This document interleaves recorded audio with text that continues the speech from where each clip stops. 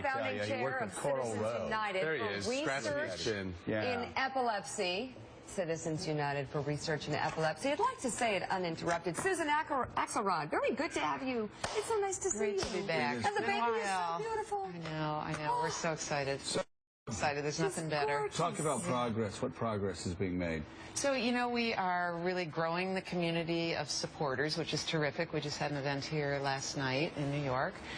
We've got one in Boston coming up in a couple of weeks that Mike Barnicle is involved with, and our friend Carol King is going to be performing there. That's great. Oh, so we're real excited about that. But beyond that, what we're doing with that money that we raise, with all the hard work of all these supporters, is to really invest in cutting-edge science, and we have a couple of really groundbreaking initiatives. Well, talk about the Epilepsy Genetics Initiative, because progress is being made. Yes. So there's a lot of genetic discovery going on across the board, and what we have just started is a database repository, so patients can come and get themselves sequenced, and researchers can access this data and make advances. The patients' data will be stored with us in a confidential way, so that when discoveries are made, we can go back to them and say, we think your child, your loved one may be, we may have found something. And obviously one of the greatest tragedies is unexpected sudden death among epilepsy patients. Yes. You all are also rewarding grants in that area as well. Yeah, that's an area of real importance to Making us. progress on that? We are making progress, and one of the things that's exciting about the small investment that we've made in that in terms of dollars,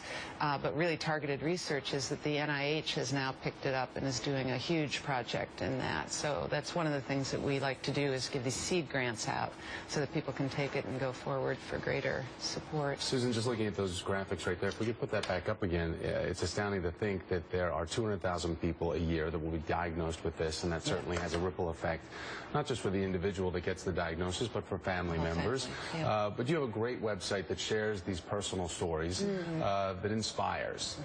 So when you're out there trying to raise money to this, what are you trying to let people know? Because there is inspiration, but there's also some hard reality. Some of these stories are heart-wrenching. Yes, they truly are. And that's one of the things that's hard to, you want to give people hope. You don't want to be too despairing in the stories. But, the fact is, we have stories of people, and one of the things that keeps me motivated is 30 years ago, we went through this with our daughter, and I get a call or an email from a new patient who seems to be traveling the same path as my daughter, and it's unacceptable. And this is why the research is so critical. One of the stats that isn't up there that's really striking, we talk about Ebola, and it's a concerning thing. Up to 50,000 people a year lose their lives in epilepsy or seizure-related causes. That's a real public health crisis, and it's something on which we should focus much more energy, much more attention. Susan, you devoted so much of your life to this, obviously because of your daughter, and I will never forget reading the Parade magazine piece where you described some of the most unbelievably heart-wrenching moments about treatments that didn't work and procedures, and watching her suffer. How is she doing now?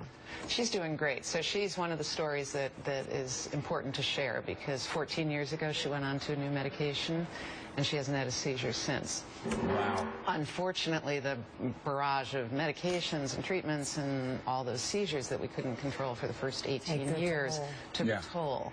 But the brain is an amazing organ, and we are seeing her make steady improvements every day. I'd say every time we see her, she blows our mind with something new that she's figured out. And how much easier to face this now that you have a doctor in your family with your husband. Exactly. Dr. Axelrod. You just can't stop it. You can't let go. Susan wrote me an email and said, despite my husband, will you please? I'm going to go back and study psychiatry now to try. Over. You know what? You'd have to study a very, very long time to figure me out. A lot of people have tried. Congratulations. This is really incredible, the progress that you're making, despite the fact also that she did this with Donnie Deutsch this time. That's true. Oh, my God. Yes. Well, Donnie. We're coming. I'm going to go to the Boston one. Him too. November 13th. November 13th. Where's that going to be? Boston. Okay. Boston. All right. Carol King. We will be there. Thank you. David, thank you as well. And thank you for so many reasons. Thank you.